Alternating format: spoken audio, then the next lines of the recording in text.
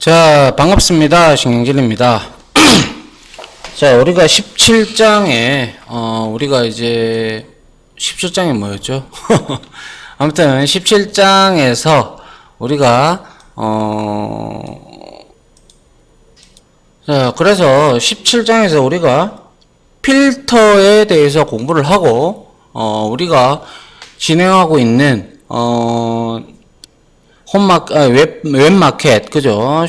거기에다가 우리가 필터를 적용을 시키고, 그리고 로그 파일을 남길 수 있도록 만들어 놓았습니다. 그죠? 자, 이제는 우리가 JSP, 그리고 서블릿에서 배울 수 있는 개념은 일단 다 배웠다라고 생각을 하시면 되고요. 이제부터는 이렇게 배운 개념을 기법으로 해서 우리가 포워딩 기법과 디자인 패턴, 즉 어떻게 프로그램을 설계를 하고 우리가 어떤 디자인 패턴으로 프로그램을 이 웹사이트를 구축을 할까, 이런 것을 이제 생각할 때가 왔어요. 이제 어떻게 보면 이제 중급도 넘어섰다라고 봐야 되겠죠.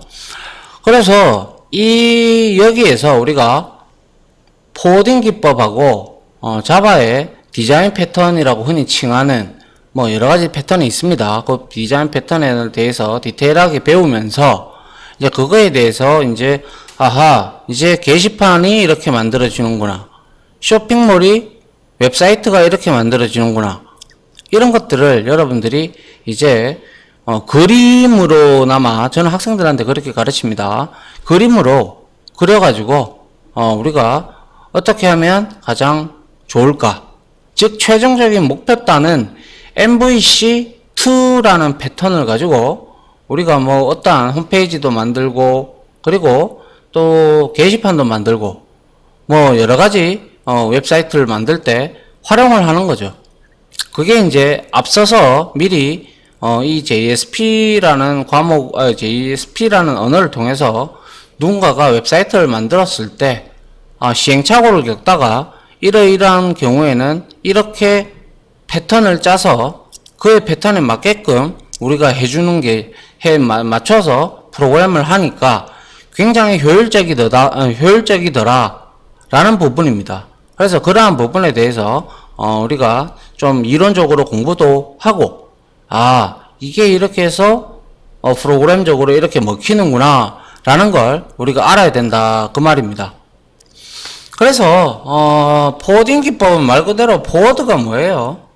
그냥 포워딩하는 거는 우리가 이제 누군가에게 이렇게 던지는, 이렇게 위임하는 그러한 내용을 말을 하는 거죠.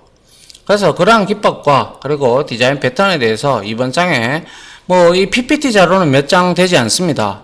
그런데 이제 이걸 이용을 해서 이제 이걸 배우고 우리가 이것들이 전부 다 MVC 패턴에 기반이 되는 패턴이라고 보시면 됩니다. 그래서 이런 것들이 다 혼합이 되어서 결국엔 MVC 모델이 만들어지고 패턴이 만들어져서 우리가 이제 그에 해당하는 M 모델, V 뷰, C 컨트롤러 단을 만들어 가지고 DB와 연동을 해서 우리가 그에 대한 내용들을 이제 우리가 제시를 하는 거죠, 클라이언트한테. 아시겠죠? 자, 한번 보도록 합니다. 자, 리퀘스트 디스패처라는 클래스가 있어요. 얘가 포워딩을 하는 클래스인데요. 예를 들어서 서블릿이나 혹은 JSP에서 요청이 들어왔다. 그러면 요청이 들어왔어요, 서버한테. 그러면 이거를 그냥 다른 컴포넌트로 요청을 동일하게, 여기서 중요한 거는 동일하게입니다. 동일하게 위임을 할 수 있다. 그러니까 한마디로 말해서 여기에서 이렇게 요청이 들어왔는데 이게 A라는 컴포넌트, 즉 JSP나 서블릿이라면 얘가 처리하지 않고 얘한테 그냥 떠넘기는 거예요. 근데 떠넘길 때 여기에서 요청 들어온 이 객체, 리퀘스트 객체가 들어오겠죠. 이게 동일하다는 거예요. 알겠죠? 이게 동일한 객체입니다. 리퀘스트 디스패처 클래스를 사용하게 되면. 그래서 리퀘스트 디스패처 클래스의 경우는 요청받은 요청 객체, 즉 리퀘스트를 위임하는 컴포넌트에게 동일하게 이렇게 전달을 한다는 거, 이게 상당히 중요한 말이다라고 하죠, 제가. 그래서 웹브라우저에서 사용자가 전달한 정보를 request get parameter로 우리가 get parameter names도 있고 get parameter values도 있지만 그러한 것들을 이용을 해서 우리가 받을 수 있었는데, 이것을 다른 컴포넌트로 전달을 하면 그 컴포넌트한테도 똑같이 마치 얘가 받은 것처럼 얘가 요청을 받은 모양처럼 다 속성을 받아낼 수가 있게끔 만들어주는 클래스가 바로 이제 딴 데로 옮기면서 위임을 하면서 리퀘스트 디스패처 클래스를 사용하면 그러한 이제 똑같은 동일한 속성을 받을 수 있게끔 요청 처리 객체를 같이 던져줄 수가 있다 라는 게 가장 큰 어떻게 보면 이 리퀘스트 디스패처로 인한 포워딩의 가장 큰 특징이라고 볼 수가 있습니다. 아시겠죠? 이게 똑같은 속성을 받을 수 있는 게 바로 리퀘스트 디스패처라는 겁니다. 그래서 얘는 우리가 통상적으로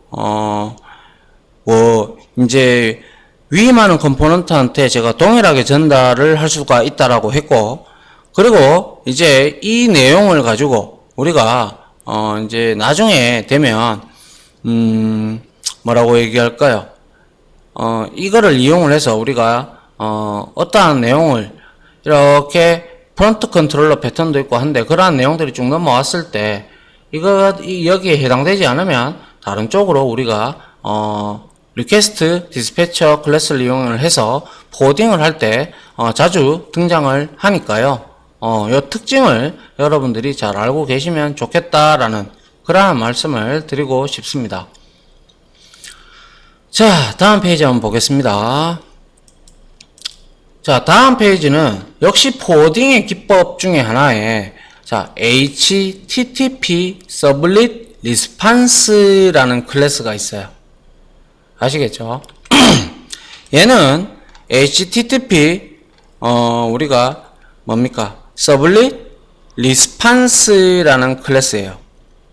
그죠? 얘는 딴 게 아니고요. 둘 다 포워딩을 하는 건데, 얘는 리퀘스트 디스패처 클래스와 동일하게 이제 요청을 이제 위임을 합니다. 똑같이 다른 컴포넌트한테 JSP나 서블릿에다가. 그런데 얘는 리퀘스트 디스패처는 동일한 리퀘스트를 던져준다고 했으나, 얘는 이 HTTP 서블릿 리스판스 클래스는 얘는 위임받은 컴포넌트에게 전달되는 그 리퀘스트 객체가 일로 들어왔을 거 아닙니까? 위임하려 그러면. 그럼 또다시 위임을 할 거니까 그쪽으로 넘길 때 이 요청 객체, 즉 리퀘스트 객체가 리퀘스트 디스패처 클래스와 동일한 리퀘스트가 넘어가는 게 아니고요. 새로운 요청 객체가 생성이 된다는 게 가장 큰 차이점입니다. 무슨 말인지 이해가시죠? 예를 들어서 클라이언트에서 요청이 이렇게 한번 들어왔단 말이죠. 그죠? 그러고 나서 이렇게 응답을 해 줍니다. 바로 해주고, 얘가 여기서 리스판스를 할 때 위임받은 컴포넌트로 우리가 이제 해주면 얘는 이제 얘하고는 통신이 끝났으니까 이 객체들은 다 사라지게 되겠죠. 그러고 나서 위임을 받은 얘가 뭘로 위임을 받았는데요? HTTP Sublit Response 클래스로부터 위임을 받았기에 얘는 또 다른 컴포넌트와 응답을 주고받기 위해서, 요청과 응답을 주고받기 위해서 새로운 리퀘스트, 새로운 리스판스 객체를 이렇게 생성을 한다는 것입니다. 이게 가장 큰 두 클래스의 차이점입니다. 하여 여기에 보시면 브라우저에서 새로운 요청이 이제 매번 날라오잖아요. 그죠? 날라오면 서블릿에서 응답을 하고 다시 응답받은 브라우저는 다시 새로운 리퀘스트로 요청을 하기 때문에 두 리퀘스트는 서로 다른 객체가 돼버리는 거예요. 그래서 앞에서 봤던 뭡니까? 리퀘스트 디스패처 클래스, 그죠? 이 디스패처 클래스와 다른 것은 위임을 한 그놈의 리퀘스트 객체를 재사용할 수 없다라는 것이죠. 그래서 속성을 참조하여 절대 사용할 수 없어요. 왜? 서로 다른 객체니까. 일단 주소가 틀리죠. 그렇게 돼버리면 주소가 틀리기 때문에 거기에 들어가 있는 값도 틀릴 거예요. 맞잖아요. 그죠? 그래서 주의사항이라고 여기 적어놨는데요. 클라이언트에서 요청받은 컴포넌트의 리퀘스트 객체는 클라이언트에서 위임받은 컴포넌트의 리퀘스트와는 다른 객체이다. 따라서 set을 해서 get을 위임받은 컴포넌트에서는 사용할 수가 없는 것이죠. 그냥 얘를 이용해서 위임을 했다면 얘로 들어온 리퀘스트는 없어지고 위임받은 얘하고 새로 통깨 서버에서 이 두 개를 생성을 해서 해준다라는 게 가장 큰 차이점입니다. 무슨 말인지 이해가십니까? 자, 결국에는 이게 무슨 말이냐 하면요.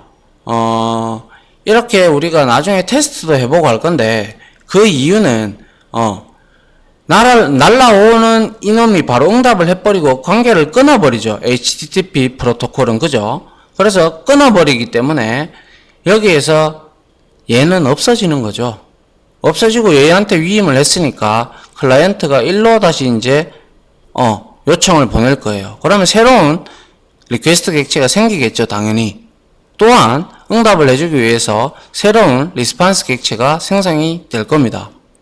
요게 앞에서 봤던 리퀘스트 디스패처 클래스와 동일하게 위임을 하긴 하는데 리퀘스트가 재사용이 되느냐 아니면 새로운 리퀘스트가 생성이 되느냐, 그 차이가 가장 큰 차이점이다. 이렇게 여러분들이 알고 계셨으면 좋겠습니다. 이렇게 정리를 해 두시고 이 예제가 이론 시간이 다 끝나면 제가 한번 여러분들한테 그 예제로 같이 한번 코드를 쳐보도록 하죠.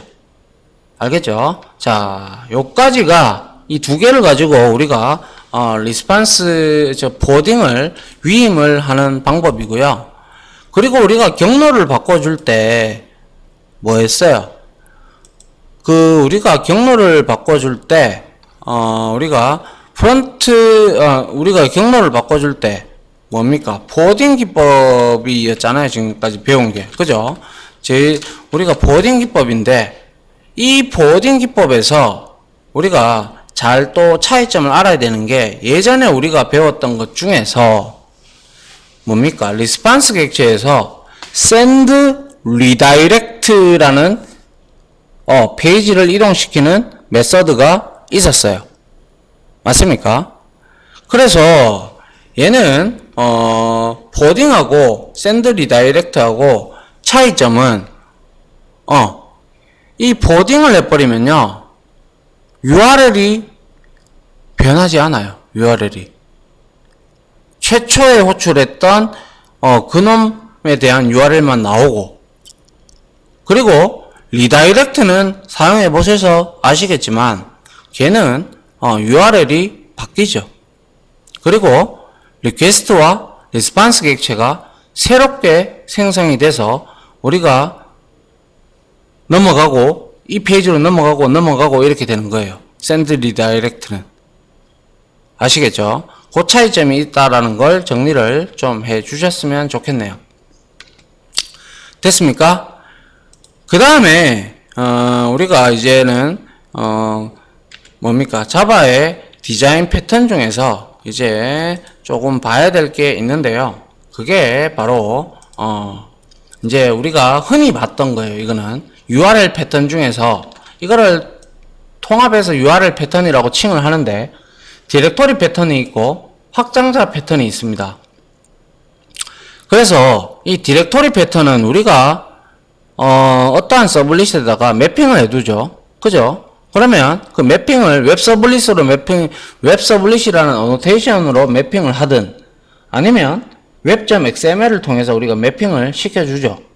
그죠? 그렇게 시켜줬을 때 보안에 좋기 위해서, 그죠? 우리가 그렇게 URL을 매핑을 시킨다라고 해서 우리가 초반에 배웠어요. 그죠? 서블릿 할 때. 그래서 이제 헬로우라고 이렇게 되면 얘는 슬래시 헬로우로 매핑된 서블릿을 찾아가서 실행하는 게 바로 디렉토리 패턴이었어요. 매핑하는 거. 그게 바로 디렉토리 패턴입니다. 이거는 우리가 앞서 많이 했어요. 그죠? 맞습니까? 자, 그리고 두 번째로 확장자 패턴이라는 게 있는데요. 이거는 뭐냐면요. 예를 들어서 이렇게 프로젝트명, 즉 컨텍스트명이죠. 예, 이게 이제 해서 확장자가 전부 다 do로 다 끝나요. do. 그죠? do로 다 끝나면 우리가 프로젝트명에서 이 do로 끝나는 확장자를 가지고 있다면 앞에 어떠한 내용이 오든 간에 끝나는 요청은 동일한 do, 즉 우리가 웹 서블릿에서 이렇게 do라고 이렇게 지정을 해두면 얘는 동일한 do 서블릿으로 다 찾아가죠. 집중이 된다는 거죠. 무슨 말인지 이해가십니까? 이게 바로 이제 동일한 확장자로 끝나기 때문에 우리가 뭡니까? 이거를 확장자 패턴이라고 얘기를 합니다.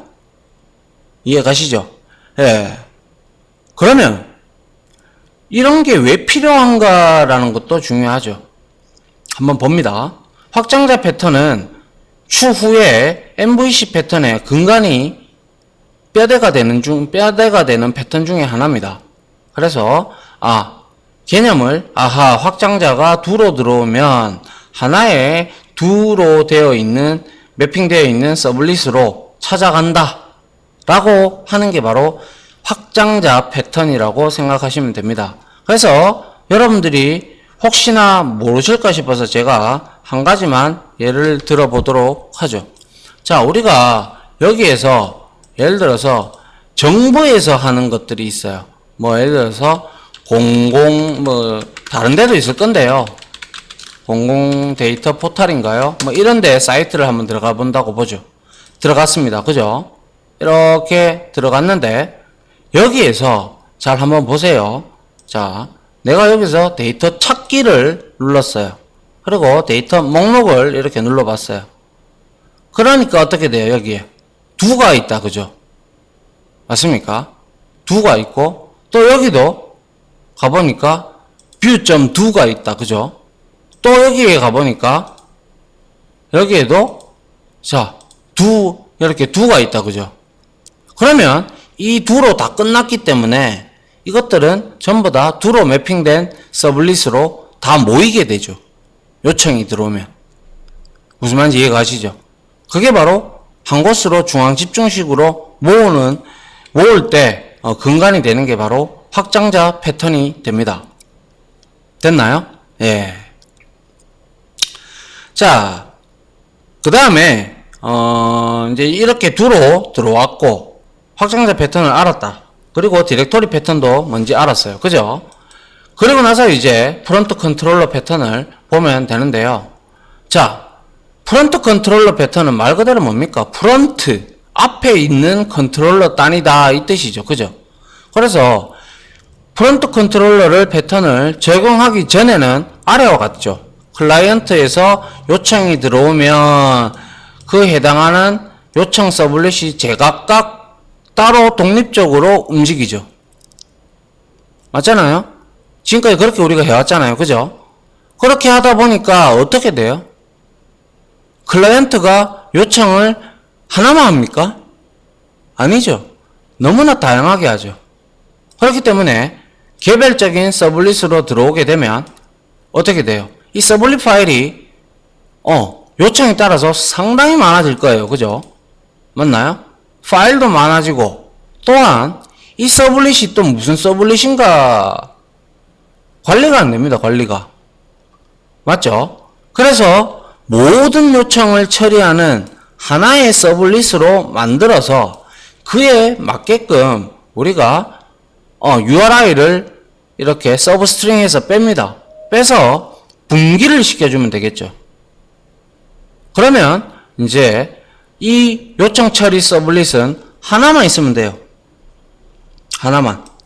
그럼 여기에 중앙 집중식으로 들어왔어요. 그죠? 들어와서 여기에 얘가 원하는 URI가 있고 URL이 있고 그죠? 얘가 또 원하는 요청이 다를 거고 등등이 다 다를 거예요. 이렇게 N개까지 그죠? 이 다르다면 여기에서 중앙 집중식으로 받아가지고 여기서 분기를 치면 된다라는 거예요. 이게 바로 앞에 컨트롤러가 이렇게 방패로 막고 있는 거죠. 일로 다 들어와 이렇게 하는 거죠. 그래가지고 어떻게 하는데요? 그죠? DAO 객체에 던져주면서 여기에 메서드가 다 DB에 접근하는 메서드들이 여기에 다 있잖아요. 여기에 이제 우리가 하나하나씩 메서드를 사용을 하면서 처리를 하는 거죠. 그래서 프론트 컨트롤러는 클라이언트의 다양한 요청을 한 곳으로 우리가 집중을 시켜서 개발 혹은 유지보수의 효율성을 극대화한다라는, 맞잖아요. 이 서블릿이 N개의 요청이 있으면 N개의 서블릿이 있기 때문에 유지보수도 번거로울 뿐더러 아울러 파일도 많아지고 관리도 힘든데 이것을 한 곳으로 모으면 하나의 파일만 잘 보면 된다 이 뜻이었죠. 맞잖아요. 그런데 이 프론트 컨트롤러에도 문제가 있더라라는 거죠. 그게 뭡니까? 생각을 한번 해보시기 바랍니다. 그게 뭘까요? 자, 한번 볼까요? 이게 지금 do라는 확장자 패턴이죠. 그죠? 그리고 나서 모든 파일이 do로 끝나는 확장자를 지녔다면 do 컨트롤러, do 프론트 컨트롤러 이 서블릿으로 올 거예요. 그죠? 그리고 나서 do get을 오든 do first를 오든지 간에 오게 되면 action do라는 그냥 여기 자체 내에 프라이빗 메서드를 하나 만들어 가지고 어떻게 이렇게 request get request URI를 넣고 그 다음에 컨텍스트 패스 얻어낼 수 있죠. 그리고 나서 이 컨텍스트 패스의 길이만큼 우리가 URI에서 컨텍스트 패스의 길이만큼 빼면 이런 select do, insert do, update do 이렇게 바뀔 거예요. 이렇게 잘릴 겁니다. 왜? 앞에 뭐 컨텍스트가 있으니까요. 프로젝트명 그거만큼 빼주면 되죠. 그럼 이게 이렇게 될 거란 말이죠. 스트링으로. 어차피 서브 스트링을 하게 되면 그 값이 스트링으로 다시 넘어오기 때문이죠. 맞나요? 그래서 이게 프론트 컨트롤러입니다. 그러면 모든 do는 여기서 끝나는 파일들은 여기서 다 받겠다는 거죠. 그게 이제 select do냐, insert do냐 이거에 따라서 이 if 구문 내에서 처리를 해주면 된다 이거죠. 맞잖아요. 그래서 annotation 웹 서블릿 해서 확장자 2를 함으로써 점도가 아니라 아스타리크 점도로 들어오는 모든 요청을 좌측 서블릿이 다 받아서 처리하면서 요청 URI와 컨텍스트 패스를 구한 후에 이것을 컨텍스트 패스만큼 우리가 서브 스트링을 하면 이런 것들을 구할 수가 있잖아요.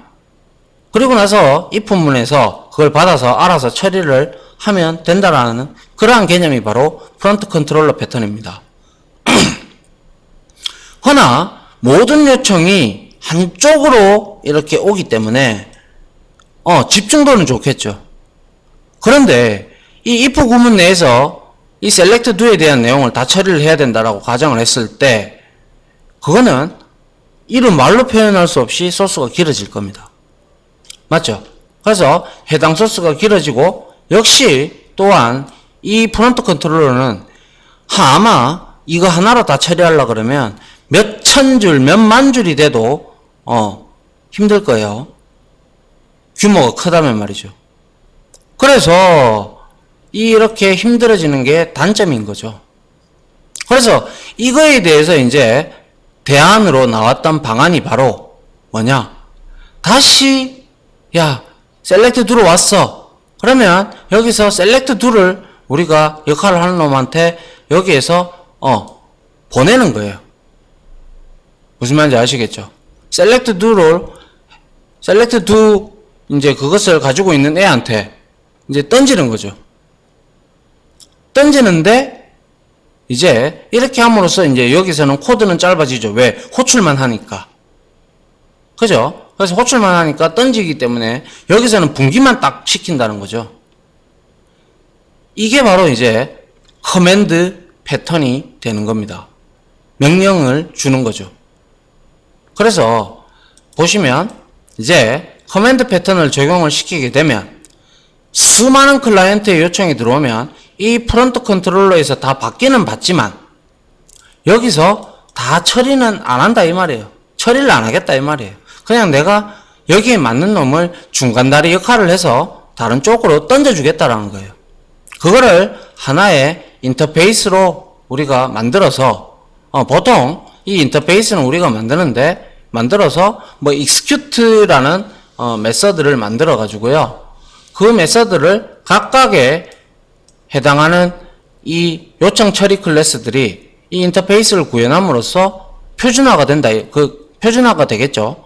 그러면 여기에서 인터페이스, 여기에서 execute를 호출을 함에 따라서 어떠한 클래스가 대입되느냐에 따라서 내용은 달라질 거죠.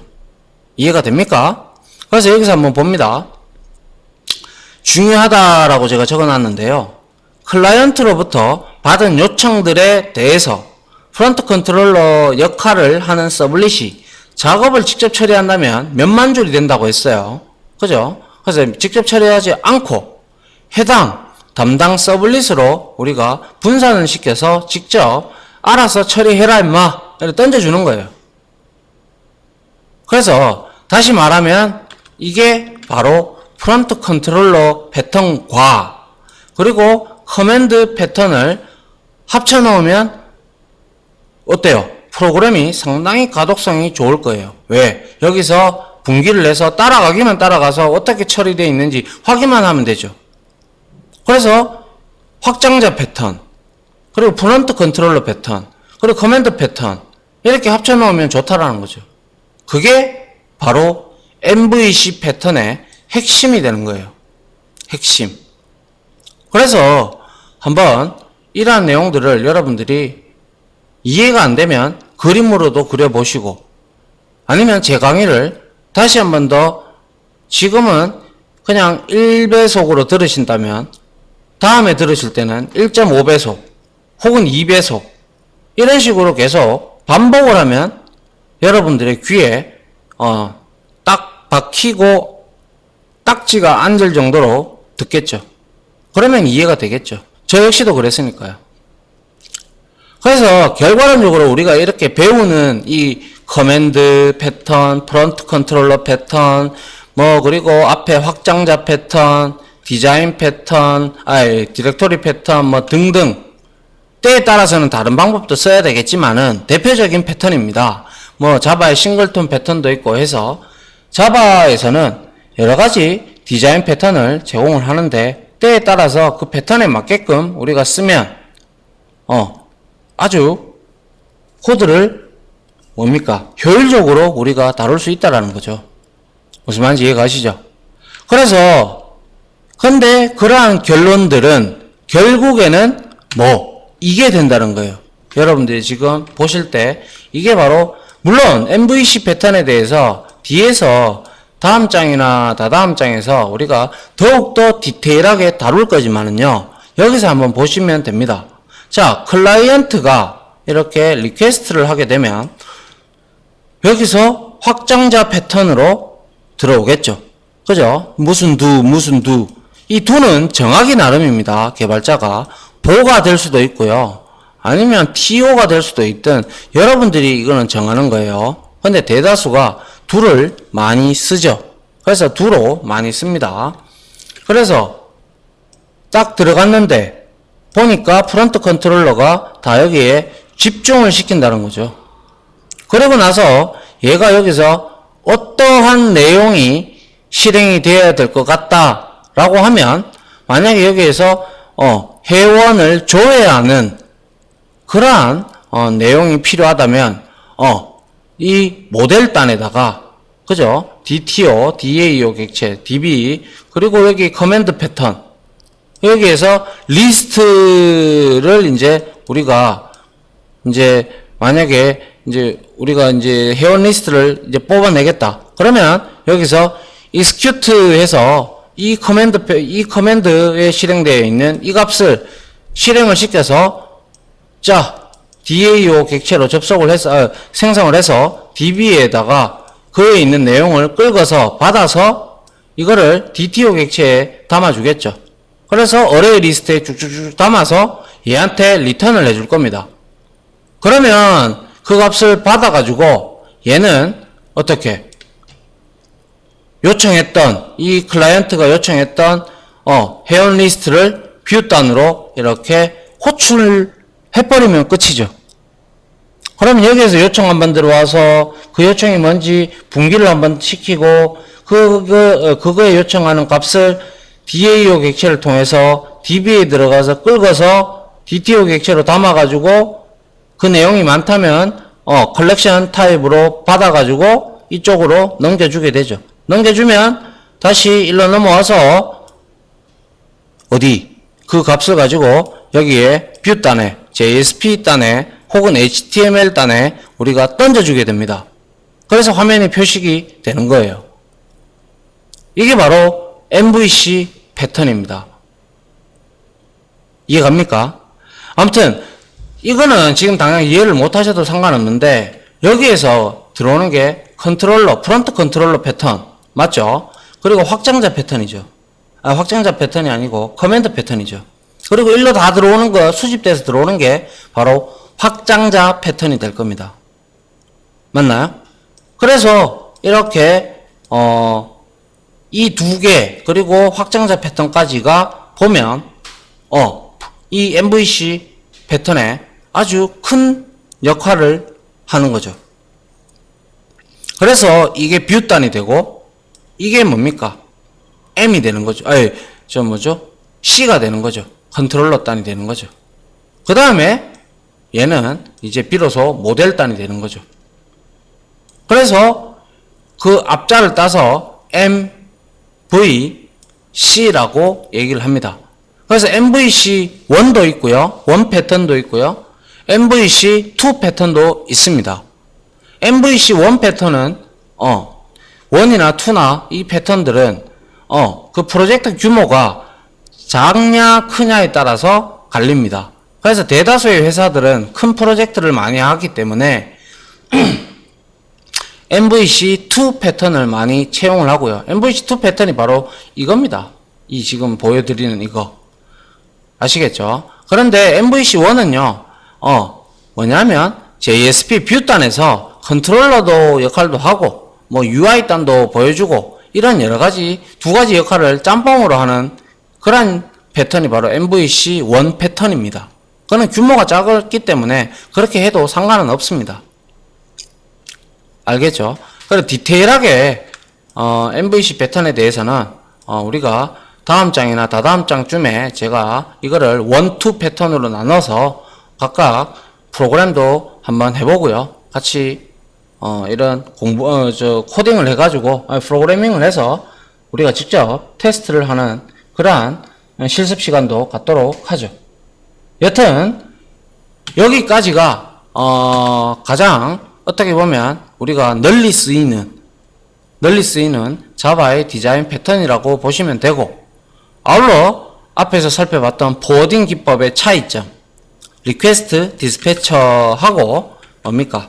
HTTP 서블릿 리스판스의 차이점은 새로운 리퀘스트 객체가 생성되느냐 아니면 재사용을 하느냐, 그게 가장 큰 차이점이라는 것. 까지 여러분들이 정리를 좀 해 두시면 좋겠습니다. 아시겠죠? 그래서 이제 요 이론 시간을 마치고 난 다음에 우리가 이제 그에 관련된 포워딩 기법, 그리고 확장자 패턴 기법, 확장자 패턴, 그리고 프론트 컨트롤러 패턴, 그리고 커맨드 패턴까지 연습을 한번 실습을 하고, 그거를 가지고 계기로 해서 MVC 모델을 설계를 해서 우리가 나중에 추후에는 웹마켓도 그렇게 만들어야 되고, 웹마켓에 게시판도 우리가 만들어서 이제 갖다 붙이도록 그러한 형태를 취할 겁니다. 아시겠죠? 자, 이론적으로 여러분들한테 포워딩 기법과 자바의 디자인 패턴에 대해서 아주 자주 핵심적인 패턴을 여러분들한테 이론적으로 설명을 드렸습니다. 그래서 확장자가 점드로 끝나면 여러분들은 그거는 무조건 JSP로 혹은 스프링으로 자바 기반으로 되어 있는 웹페이지다 라고 여러분들은 생각을 하시면 될 것 같습니다. 아시겠죠? 자, 이렇게 해서 마무리하고요. 저는 바로 실습 강의로 찾아오도록 하겠습니다. 자, 지금까지 강의 들어주신다고 수고하셨고요. 정말로 이거는 다시 한 번 더 말씀드리지만 개념이 너무너무 중요하니까요. 반드시 개념을 정리를 해주시고, 이해가 안 되면 다시 들으시고 다시 찾아보시고 하셔야 됩니다. 그것밖에 길이 없습니다. 아시겠죠? 자, 이렇게 해서 마무리 짓도록 할게요. 다들 고생하셨습니다. 감사합니다.